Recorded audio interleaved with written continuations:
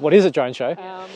A drone show is a lot of drones doing very cool things. So most people ask me, they're like, how does it work? And it's like, oh, we've got 200 people all controlling one drone each, but that's kind of not how it works. So we've got, it's all pre-programmed. A lot of the work happens well and truly before the show. So it gets designed.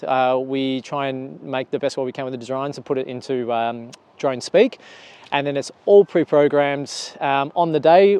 Every single drone gets its own file. It goes, I know where I'm going for my whole show.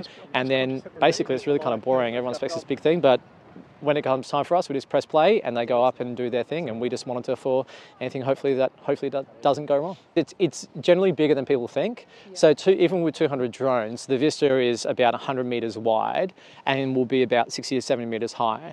And when you've kind of got that impact from where the audience will be between 200 and 300 meters away, it is quite large.